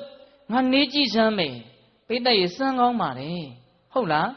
အဲ့ဒီလိုနေကြည့်စမ်းမယ်ဆိုပြီးတော့နည်းနည်းလေးမြတ်နေနိုင်မယ်ဆိုရင်သူတို့လိုရာနှုံးမြကြီးမဟုတ်100ခိုင်နှုံးလောက်လေးမြတ်နေနိုင်မယ်ဆိုရင်ကောမကောင်းမေဘူးလားကောင်းမယ်ဒါတာရိဂုံနော်ကောင်းတာနဲ့တွေ့မကောင်းတာနဲ့တွေ့စိတ်ကပါလေတပုံဆန်နဲ့ဖြစ်နေတာကိုတာရိဂုံလို့ခေါ်တယ်ဟုတ်လားဦးဇင်းတို့ဒကာဓမ္မတို့ပုစုတွေမှာတော့အဲ့ဒီလိုမျိုးကမဖြစ်တာပဲများတယ်နော်ဟုတ်လားဦးဇင်းတို့ဒါနဲ့ပတ်သက်ပြီးတော့နည်းနည်းလေးပြောချင်မြတ်စွာဘုရားရဲ့လက်ထက်တုန်းကဝေဒင်္ဇာပြည်မှာမြတ်စွာဘုရားဝါဆိုတော့မာနကြီးကလှည့်စားတဲ့အတွက်ကြောင့်ဝေဒင်္ဇာပုံနာကဘုရားကိုပင့်ထားပေမဲ့လို့ဘာမှတခါတည်းဆွန်းလည်းမလောင်ဘူးဘာမှလည်းမလှူဘူးဒီတိုင်းပြစ်ထားတာဟုတ်လားအဲ့ဒီမှာမြတ်စွာဘုရားမှုရှိတဲ့တန်ဃာတော်တွေဟာလေမြင်းစားတဲ့ဂျုံချမ်းတွေကိုပြုတ်ပြီးတော့စားရတဲ့အဆင့်ရောက်တယ်ဝါတွင်3လကာလပတ်လုံးဟုတ်လားအဲ့ဒီမှာမြတ်စွာဘုရားရဲ့ဘေးမှာချမ်းရမ်းနေတဲ့တကယ်သူတော်ကောင်းကြီးတွေဘာတန်မှမထွက်ဘူးဒီလိုကြမ်းတမ်းတဲ့အစားအစာတွေကိုစားရလို့စိတ်ပြက်တဲ့ဝမ်းနေတဲ့လေတံဘာသာမှမထွက်ဘူးဟုတ်လားဘာသာမှမထွက်ဘူးအဲ့ဒီယဟန်တော်တွေကိုချမ်းရမ်းပြီးတော့နေကြတဲ့စားကျွင်းစား900သူတို့ကလည်းပဲဒီယဟန်တော်တွေစားပြီးတာကိုစားဖို့ဆိုပြီးတော့နောက်ကနေပြီးတော့လိုက်လာတာရှိတယ်အဲ့ဒီပုဂ္ဂိုလ်တွေကတော့မျက်နှာမသားမယာနဲ့နေကြတာအဲ့ဒီလိုနဲ့ဦးဇင်းတို့ဝါကျွတ်ပြီဆိုတော့မြတ်စွာဘုရားဝေဒင်္ဇာပြည်ကနေတာဝတိကိုပြန်ကြွလာတာဝတိဆိုတော့သိပ်ပြီးတော့စီကားတယ်ဟုတ်လားနာတပိန်တို့ဝိသခါတို့ကရှိနေတာဆိုတော့အဲ့ဒီမှာမြတ်စွာဘုရားကိုအကြီးအကျယ်လှူကြတန်းကြတော့ဘုရားမှုရှိတဲ့တန်ဃာတော်တွေဟာလက်လာပါဖြစ်လေအကြီးအကျယ်ပြန်ပြီးတော့ပေါ်လာတယ်အဲ့ဒီလိုလက်လာပါတွေပေါ်စားတဲ့အတောက်စရာတွေသိပ်ပြီးတော့ကောင်းပြီးတော့နူးညံ့သိမ်မွေ့ပြီးတော့သိပ်ကောင်းတဲ့အိဋ္ဌာယုံလောကရန်နဲ့တွေ့တော့လည်းပဲအဲ့ဒီယဟန်တော်တွေဟာဘာမှမဖြစ်ဘူးဒါပေမဲ့ဘဇူတွေကတော့ဘာဖြစ်နေတုံးဆိုတော့အဲ့ဒီယဟန်တော်တွေစားကြံတာကိုစားကြတဲ့စားကျွင်းစား900အဲ့ဒီစားကျွင်းသား900ကတော့ဖြစ်တယ်ဗျာတခါကြီးတို့ရဲ့ဘာဖြစ်တုံးဆိုတော့လက်ပန်းပေါင်းခတ်တယ်အော်ဟစ်တယ်တချင်းတွေအော်ဆိုတယ်ဂင်္ဂမြေထက်ဆင်းရေတွေချိုးပြီးတော့တခါတည်းမြူးနေတာပဲတဲ့ဟုတ်လားယဟန်တော်900ယဟန်နာတွေကတော့ဗာလဲဝေဒင်္ဇာပြည်မှာငတ်ငတ်ပြက်ပြက်နေရတုန်းကလည်းဗာလဲဒီတိုင်းပဲတာဝတိပြည်မှာတိတ်ပြီးတော့ပေါ်တော့လဲဒီတိုင်းပဲဟိုမှာစားကျွန်းသား900ကဘလို့ဖြစ်နေတုံးမြူးနေတယ်နော်အဲ့ဒီအကြောင်းအရာကိုမြတ်စွာဘုရားသိတဲ့အတွက်ကြောင့်ဦးဇင်းတို့ဝါလောဒကဇတ်ဆိုပြီးတော့ဇတ်တော်လေးတစ်ခုဟောတယ်ဒါဦးဇင်းကအချင်းချုပ်လေးအပြေးလွှားပြောပြတာသိလားအဲ့ဒီဝါလောဒကဇတ်မှာဦးဇင်းတို့မြတ်စွာဘုရားဘာပြောပြတော့ဆိုတော့စိတ်သားတို့ရှင်းတုန်းကအာဇာနီမြင်း900ရှင်မင်းကြီးတစ်ပါးကပိုင်ထားတယ်အာဇာနီမြင်းဆိုတော့သိပ်ပြီးတော့မြင့်မြတ်တယ်ကြီးကျယ်တယ်ဆိုတော့သူတို့ကိုလေသိပ်ကောင်းတဲ့အစားအစာကျွေးတာဘာတွေကျွေးတာတုံးဆိုတော့ဦးဇင်းတို့မူတရက်သီးကို ကြိတ်ပြီးတော့အဲ့ဒီအရေကိုတိုက်တာအာဇာနည်မြင်းတွေကိုလေအဲ့ဒီအာဇာနည်မြင်းတွေရဲ့ဘေးမှာလည်းပဲဦးဇင်းတို့ဝင်နေပါလေရုံးဖို့အတွက်မီး900မွေးထားတာလည်းရှိအဲ့ဒီမှာရှင်မင်းကြီးကဒီမူတရက်သီးတွေကိုအရေးဖြောပြီးတော့အရေးတွေကိုအာဇာနည်မြင်း900ကိုတိုက်တယ်တိုက်ပြီးတော့ကြံတဲ့ဒီမူတရက်သီးအရေးထုတ်ပြီးသားဘာအနှစ်မှမရှိတော့တဲ့အဖတ်တွေပေါ့လေမူတရက်သီးအဖတ်တွေသိလားအဲ့ဒီအဖတ်တွေကိုရေနဲ့ဖြောထုထောင်းပြီးတော့ဦးဇင်းတို့ပိုက်ဆံလျှော်နဲ့ရက်ထားတဲ့အခုခေတ်ဆိုရင်တော့ဂုံဒီအိတ်ဆုပ်ပေါ့လေအဲ့ဒီဂုံဒီအိတ်ဆုပ်နဲ့အဲ့ဒီရေတွေခုနတုန်းကအခွန်တွေကိုရေနဲ့ဖြောပြီးတော့ထုထောင်းထားတဲ့မူတရက်သီးအကျန်းရေတွေကိုအဲ့ဒီဂုံဒီအိတ်ဆုပ်နဲ့စစ်ပြီးတော့အဲ့ဒီအရေတွေကိုမြီးတွေကိုတိုက်ဟုတ်လားအဲ့ဒီကိုမြီးတွေကိုတိုက်တဲ့အခါကျတော့မြီးတွေကအဲ့ဒါကိုတောက်ပြီးတော့တခါတဲ့ခုံပေါက်မြူးပြီးတော့အော်ဟစ်နေတာပဲတဲ့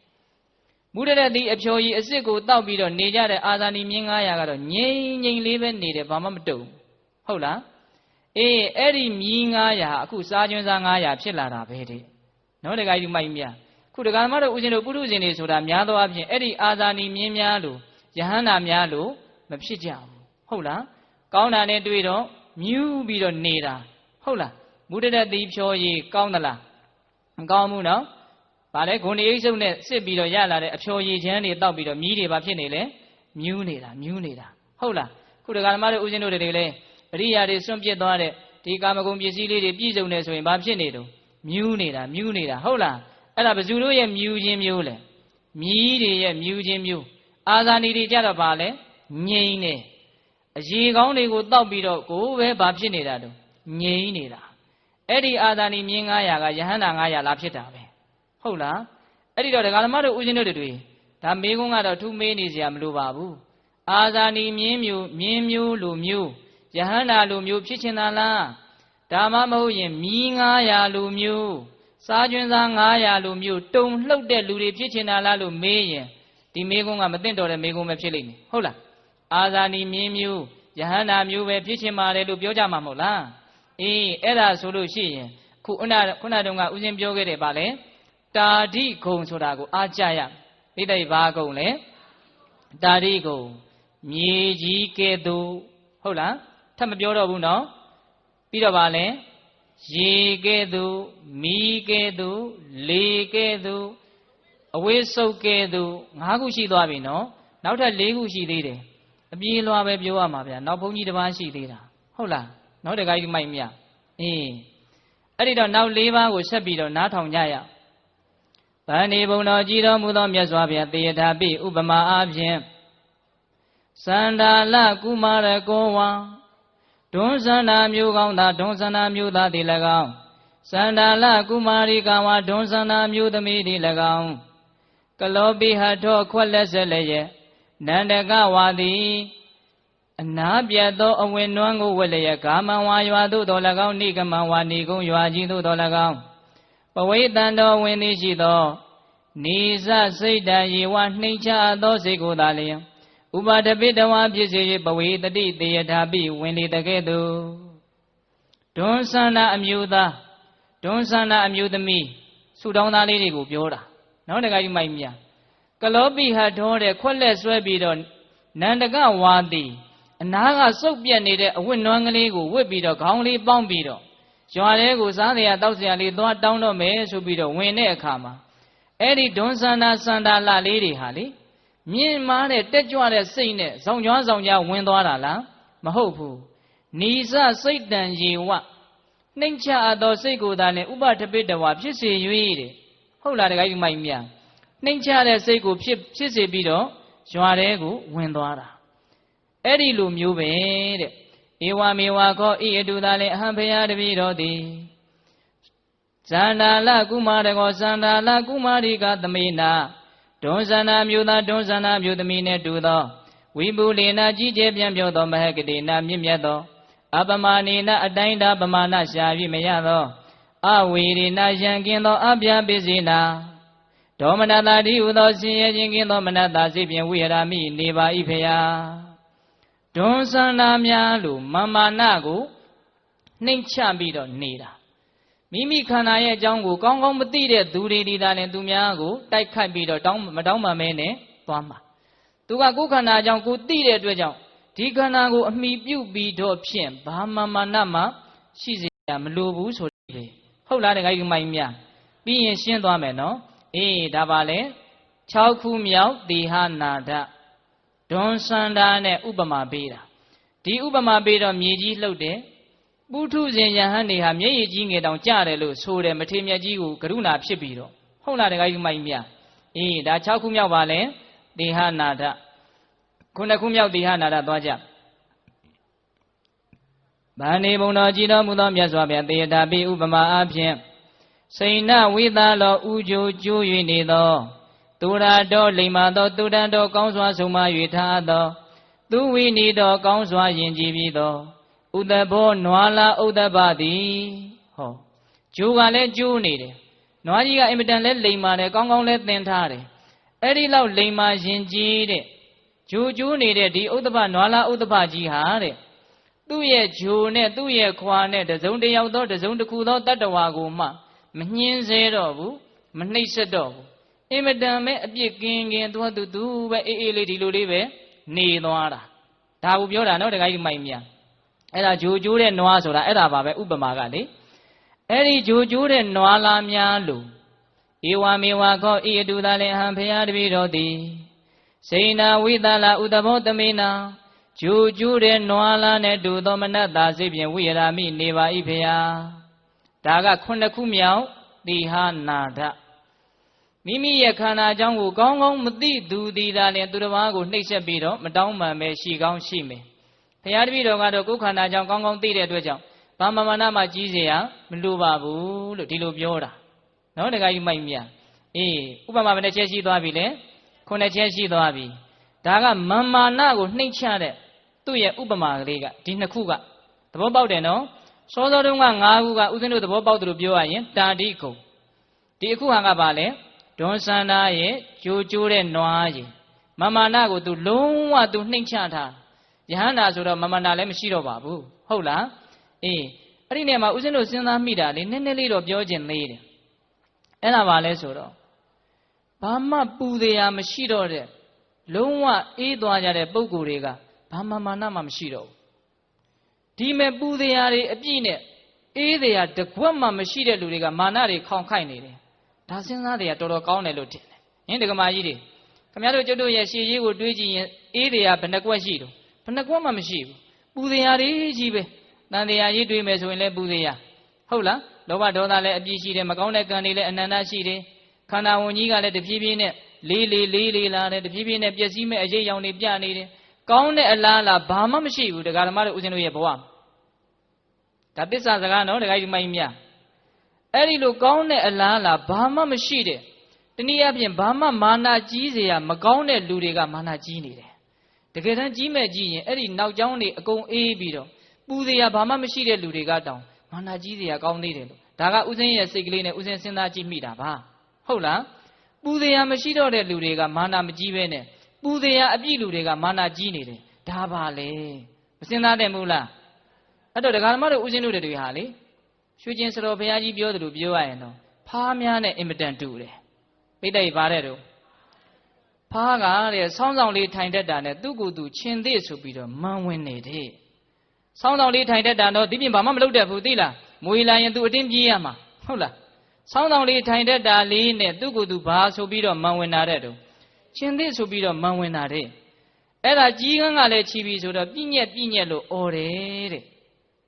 ပုထုဇဉ်တွေကအဲ့ဒါနဲ့အင်မတန်တူတယ်စီပွားရေးလေးပြည့်စုံကျန်းမာရေးလေးပြည့်စုံဆောင်းဆောင်လေးထိုင်တက်ကမြနဲ့ငါတော်လာပြီငါအည်သွေးတွေရှိလာပြီလို့ချင်းသေးမှန်ဝင်တယ်ဟုတ်လားကျန်းမာရေးလေးလည်းဖောက်လာပြီစီပွားရေးလေးလည်းပြက်ပြီဆိုတော့ကြီးချီခံရတဲ့ဖားလို့ပြည့်ညက်နဲ့អော်ကြတာပဲဦးဇင်းတကာကြီးတယောက်ကိုတွေ့ဘူးတယ်အင်မတန်ကျမ်းမာရေးကောင်းတယ်အင်မတန်လည်းတန်ဆွမ်းတယ်လူကလည်းတကယ်ထောင်မောင်းကြီးပဲဘာဖြစ်လှုပ်လိုက်မယ်ကန်လိုက်မယ်ဘယ်တော့မှမအိုတော့မဲ့ဆိုင်မျိုးနေတာမျက်လုံးထဲမှာအမြဲတမ်းမာနာကိုးတွေကိုမြင်နေရတယ်အဲ့ဒီတကာကြီးအဲ့ဒါဟိုတလောစီကလေးဖြတ်တယ်အဲ့ဒီတကာကြီးတကယ်လေးဖြတ်သွားတာအဲ့ဒီတော့ဘာဖြစ်တုံးဆိုတော့မျက်လုံးမှာအယောင်မရှိတော့နောက်တကာကြီးတို့ရနော်အင်မတန်ညှိုးငယ်ပြီးတော့လူကလည်းပဲလေဆင်အိုကြီးလို့ကျွဲအိုကြီးလို့တခါတည်းရွတ်ပက်ကြီးဖြစ်ပြီးတော့ သူ့မှာဒီပြင်လည်းဘာမှအာကိုအားထားကလည်းမရှိပဲကိုဗျဟုတ်လားအဲ့ဒီတော့စောတော်တုန်းကတော့သူကပါလေငါရှင်သေးပဲဆိုပြီးတော့စောင်းတော့ထိုင်တဲ့ခါမျှနဲ့ဖားကသူ့ကိုယ်သူဘာထင်းနေတာလဲရှင်သေးထင်းနေတာတကယ်ခန္ဓာကိုယ်ကဇာတိပြလာပြီအရှိအမှန်တွေထွက်လာပြီဆိုတော့မှကြီးချီခံရပြီဆိုတော့မှဘလို့ဖြစ်တာလဲပြညက်နဲ့អော်တာခုလူတိုင်းနော်ဘလောက်ပဲစီးပွားရေးတွေပြည့်စုံပါတယ်ပဲပြောနော်စီးပွားရေးနဲ့ဖြည့်ရှင်းလို့မရတဲ့ပြဿနာတွေကပိုများတယ်ဘဝမှာဟင်ဒီထဲမှာစီးပွားရေးပြည်လည်တဲ့လူတွေလည်းပါကောင်းပါလိမ့်မယ်နော်စီးပွားရေးနဲ့ဖြည့်ရှင်းလို့မရတဲ့ပြဿနာတွေလူလောကကြီးမှာအများကြီးရှိငွေနဲ့မဖြည့်ရှင်းလို့မရတဲ့ပြဿနာတွေဟုတ်လား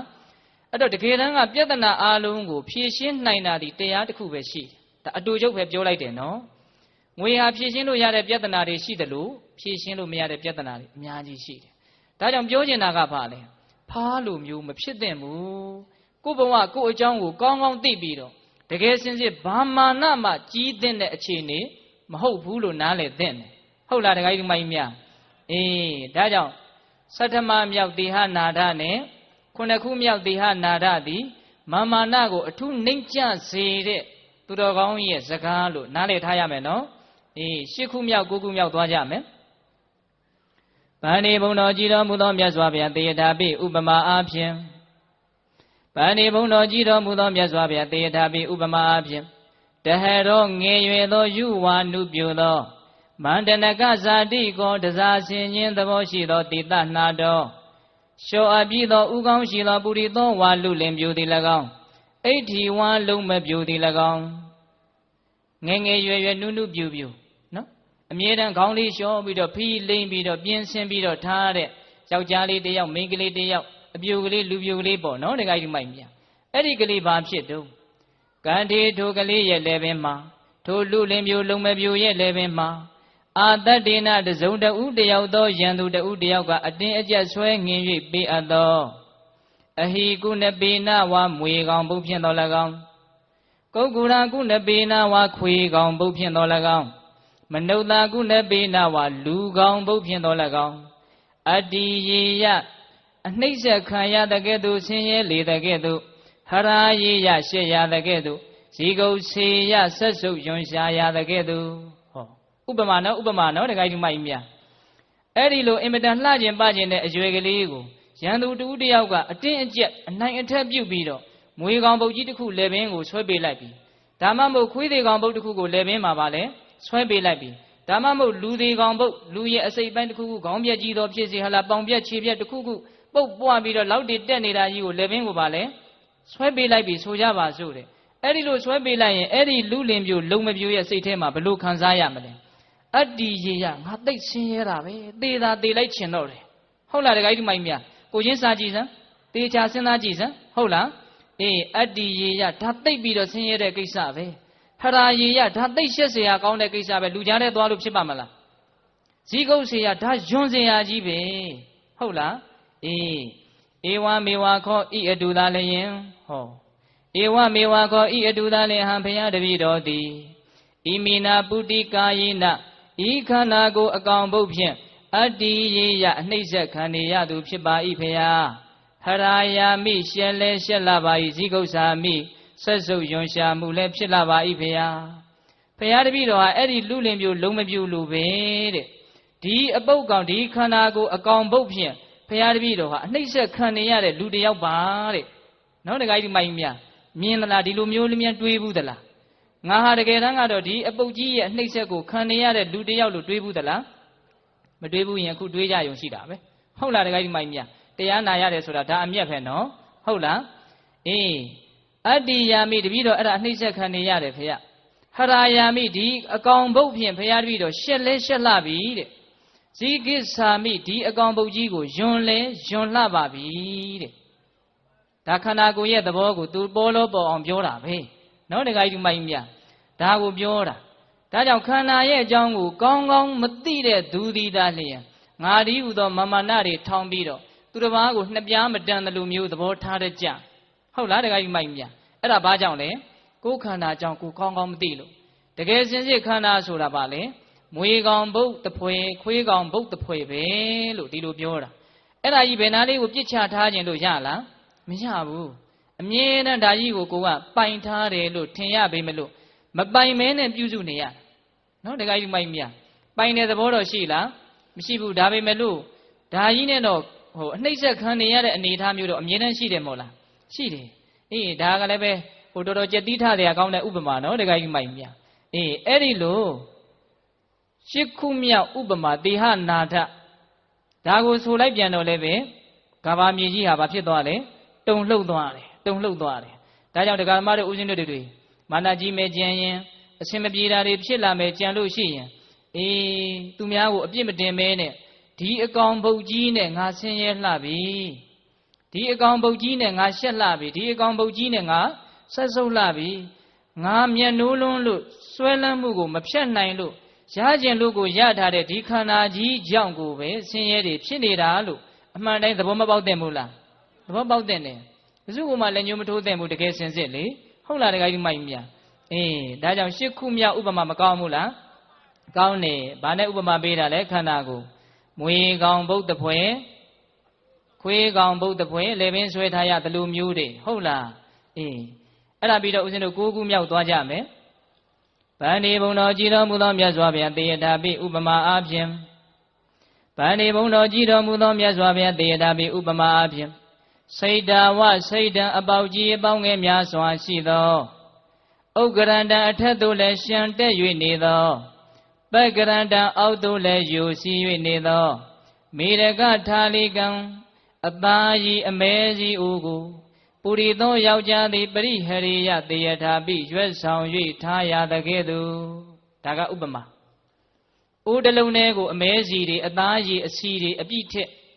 အဲ့ဒီအိုးကိုအပေါ်ပိုင်းကလည်းအပေါက်လေးတွေဖောက်အောက်ကလည်းအပေါက်လေးတွေဖောက်ဘေးကလည်းအပေါက်လေးတွေဖောက်အဲ့ဒီအပေါက်ကလေးတွေကနေအစီတွေဟာပါလဲစိမ့်ပြီးတော့ဘာဖြစ်နေမလဲစီးကြနေမယ်အပေါ်ပိုင်းကလည်းအံပြီးတော့ဘာလဲထွက်နေမယ်ဟုတ်လားအဲ့ဒီအမဲစီအိုးကိုတုံတယောက်ကအနိုင်ထက်ပြုတ်ပြီးတော့ယောက်ျားတစ်ယောက်ရဲ့ခေါင်းပေါ်ကိုမင်းသားကြီးရွက်ထားဆိုပြီးတော့ခိုင်းတယ်အဲ့ဒီလူမလွန်ဆန်နိုင်တော့အဲ့ဒီအမဲစီအိုးကြီးကိုဘာလုပ်ထားရခေါင်းပေါ်ရွက်ထားရဟိုဟာတွေကအရေတွေကအမြဲတမ်းဘာလုပ်နေတော့အောက်ကပေါက်တွေကလည်းစီးကြဥရဲ့အပေါ်ပိုင်းပေါက်တွေကလည်းလှုပ်လိုက်တော့တခါတည်းရှံပြီးတော့ဗာလဲကြာလာပါးတွေပေါ်စီကြတုပ်လိုက်ပါဇက်ထဲဝင်တုပ်လိုက်မျက်စိထဲဝင်တုပ်လိုက်တကူလုံးလဲဗာလဲမတုပ်နိုင်တဲ့နေရာပေပွားမြင်လာမျက်စိထဲမြင်လာတခါကြီးမိုက်မြအေးဗန္ဒီဘုံတော်ကြည်တော်မူသောမြတ်စွာဘုရားတေတာပိဥပမာအားဖြင့်စိတ်ဓာဝါစိတ်ဓာအပေါက်ကြီးပေါင်းငယ်များစွာရှိသောဥက္ကရန္တအထက်သို့လည်းရှံတဲ၍နေသောပက္ကရန္တအောက်သို့လည်းယူစီ၍နေသောမိရကထာလိကံအမဲစီအိုးကိုပုရိသောယောက်ျားသည်တေယထာပိပုရိသောယောက်ျားသည်ပရိဟရိယတေယထာပိရွက်ဆောင်၍ထားရသကဲ့သို့ဧဝမေဝခောဤအတုသာလျင်အဟံဖယားတပိတော်သည်ဣမံကာယံအဟံဖယားတပိတော်သည်စိတ်တံဝစိတ်တံအပေါက်ကြီးပေါက်ငယ်များစွာရှိသောဥက္ကရန္တအထက်သို့လည်းရှံတက်၍နေသောပက္ကရန္တအောက်သို့လည်းယူစီ၍နေသောဣမံကာယံဤခန္ဓာကိုယ်ကြီးကိုပရိဟရာမိရွက်ဆောင်၍ထားရပါ၏ဖယား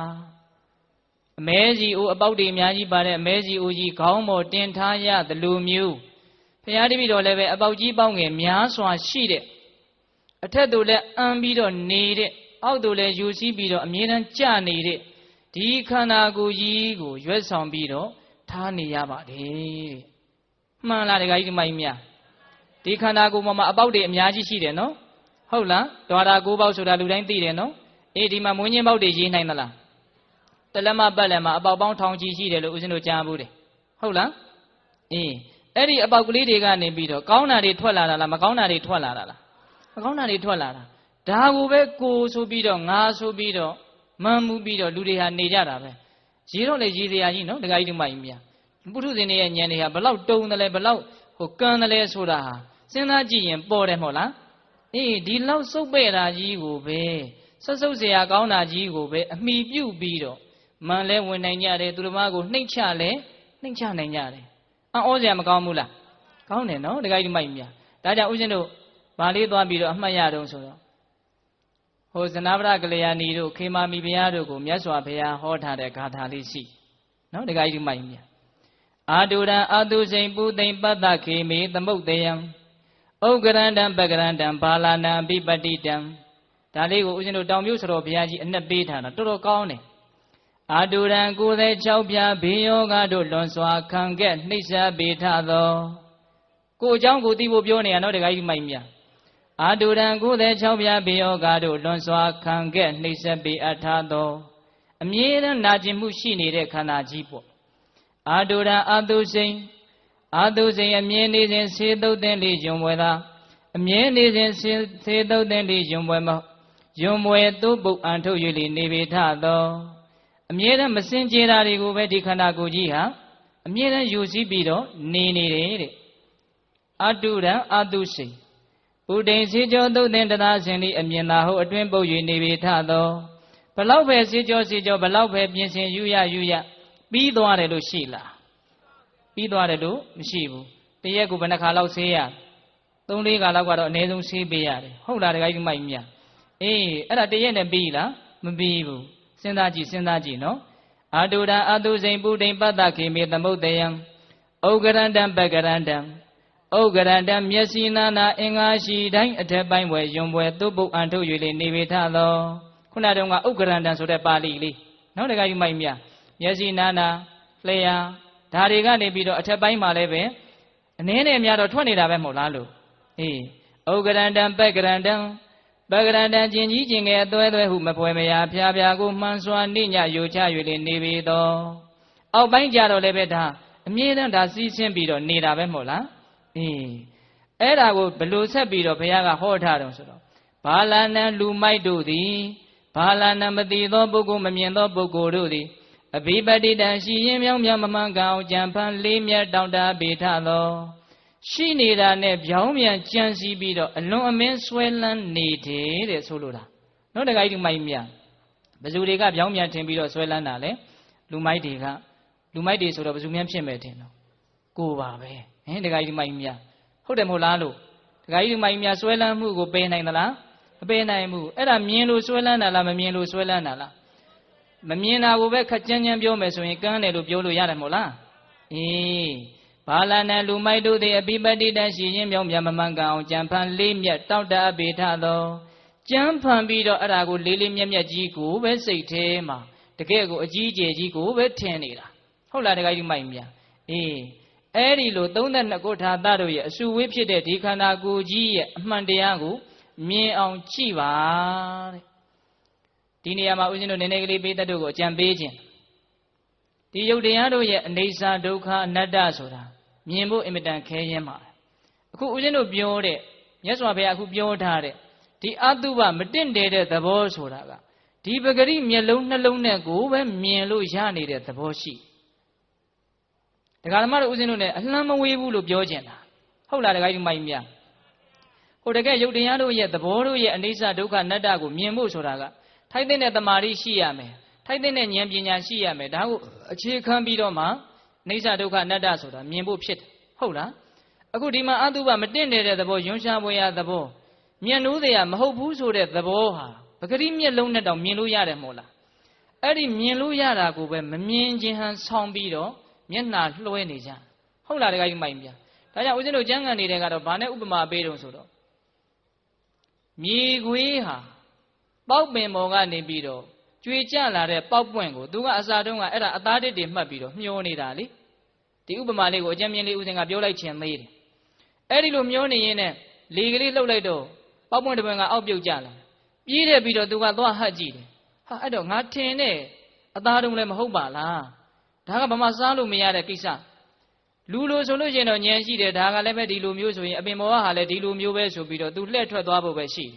ဒါပေမဲ့ तू အဲ့ဒါလိုလှည့်ထွက်သွားသလားမသွားဘူးကြွေကြလာတာဒီသားလည်းအသုံးမကျတဲ့အရာအပင်ပေါ်မှာကြံနေတဲ့အရာကတော့အသုံးကျတဲ့အရာဖြစ်အောင်မယ်ဆိုပြီးတော့ဆက်ပြီးတော့ဗာလဲ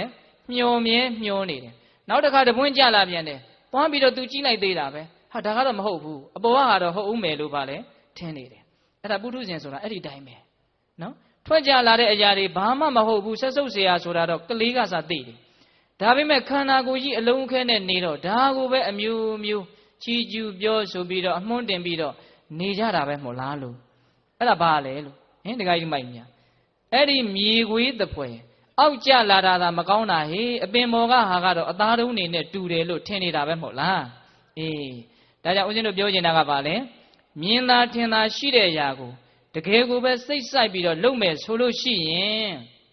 ငါဒီဟူသောမာမနာတွေနည်းသွားနိုင်တယ်နော်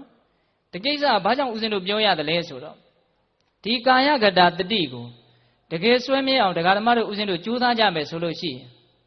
ဒေါသတွေလည်းနည်းသွားနိုင်တယ်မာနတွေလည်းနည်းသွားနိုင်တယ်အဲ့ဒါတွေနည်းသွားခြင်းသည်ပင်လျင်သူတော်ကောင်းစိတ်ဓာတ်တွေတိုးတက်လာတယ်လို့ခေါ်လို့ရတယ်မဟုတ်လားဒါကြောင့်ကာယကတာတတိဆိုတဲ့အမြင်သည်မကောင်းတာတွေကိုလျှော့ပြီးတော့ကောင်းတာတွေကိုတိုးတက်လာစေနိုင်တဲ့တွန်းအားမျိုးကိုပေးနေတယ်ဒါကြောင့်သူ့ရဲ့စွမ်းအားတတ္တိကိုပေါ့မတွက်ရဘူးနော်တခါကြီးမိုက်မြကိုယ်ခန္ဓာကြောင့်ကိုကောင်းကောင်းသိလို့ရှိရင်စိတ်ဓာတ်တွေဟာအမျိုးမျိုးပြောင်းလဲသွားတယ်ပြောင်းလဲတဲ့သဘောရှိတယ်နော်စိတ်ဆိုတာကမြင်တော့မြင်တယ်လို့တစ်မျိုးမမြင်တော့လည်းမမြင်တယ်လို့မျိုးသူပြောင်းနေတာဟုတ်လားမြတ်စွာဘုရားကတော့လေကာယကတာတတိကိုဘလောက်ထိမြတ်စွာဘုရားအမွှန်းတင်ပြီးတော့ပြောသလဲဘုရားတို့နည်းနည်းလေးပြောအောင်မယ်အာမတန္တိဘိက္ခဝေပရိပုံဇန္တိယေကာယကတာတတိပရိပုံဇန္တိဒါဥစဉ်တော့အင်္ဂုတ္တပါဠိတော်ဧကနိပတ်မှာလာဘိက္ခဝေယံတော်တို့ရေခြင်းပုဂ္ဂိုလ်သည်ကာယကတာတတိကာယကတာတတိကိုပရိပုံဇန္တိသုံးဆောင်ကြရကုန်၏ကိုယ်အကြောင်းကိုကိုသိတဲ့ဒီသတိကလေးဒီဉာဏ်ကလေးကိုအစားအစာနဲ့ဥပမာပေးတာနော်မြတ်စွာဘုရားကဒီ32ခုဌာနဘာမှတင့်တယ်တဲ့သဘောမရှိဘူးလို့အမှန်တိုင်းသိတဲ့ဒီကာယကတာတတိကိုဘာနဲ့ဥပမာပေးတာလဲအစားအစာနဲ့ပရိပုံဇန်တိတဲ့အချို့သောပုဂ္ဂိုလ်တွေဟာခန္ဓာကိုယ်ကိုသတိထားပြီးတော့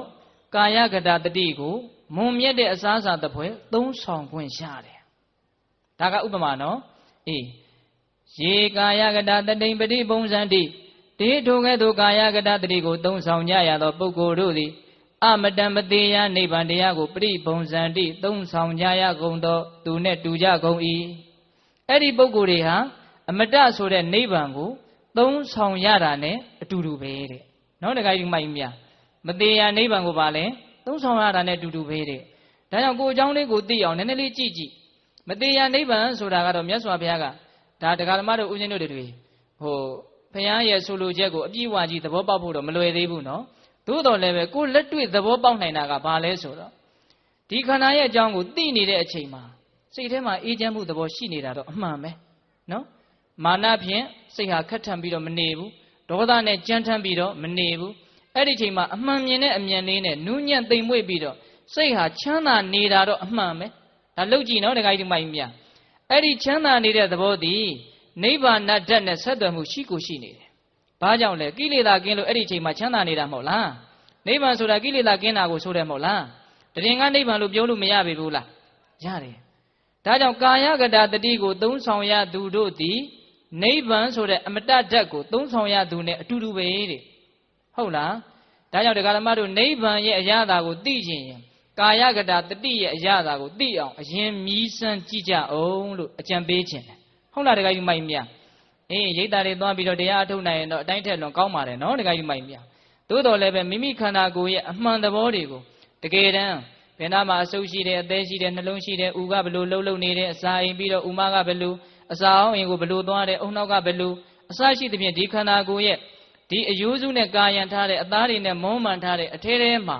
ကလီစာတွေနဲ့ပြည့်နေတဲ့ဒီခန္ဓာရဲ့အကြောင်းကိုတကယ်မျက်စိနဲ့မြင်အောင်ခုခေတ်ပေါ်ပစ္စည်းတွေရဲ့အကူအညီကိုယူပြီးတော့ကြည့်မယ်ဆိုရင်ပိုးပြီးတော့မြန်မြန်ဆန်းဆန်းထင်နိုင်တယ်နော်တခါဒီမိုက်မြန်ဘာအကျိုးကိုရည်ရွယ်ပြီးတော့ပြောတာလဲနိဗ္ဗာန်ဒီဟုသောအရာသာကိုခံစားနိုင်ဖို့ဒါကတော့မြတ်စွာဘုရားအမြင့်ဆုံးရဲ့မျှော်လင့်ချက်ပေါ့ဟုတ်လားတခါဒီမိုက်မြန်ဒါကြောင့်ကာယကတာတတိရဲ့အရာသာကိုခံစားရလို့ရှိရင်နိဗ္ဗာန်ရဲ့ရတာကိုခံစားရတာနဲ့အတူတူပဲဒါကြောင့်စိတ်ဓာတ်တွေမြင့်မားလာအောင်မကောင်းတဲ့စိတ်ဓာတ်တွေလျော့သွားအောင်ကာယကတာတတိသည်အထောက်အပံ့မပေးပေဘူးလားပေးတယ်အင်္ဂုတ္တပါဠိတော်နောက်ထပ်အားရှိစရာတုတ်တန်လေးတစ်ခုကိုရွတ်ပြအောင်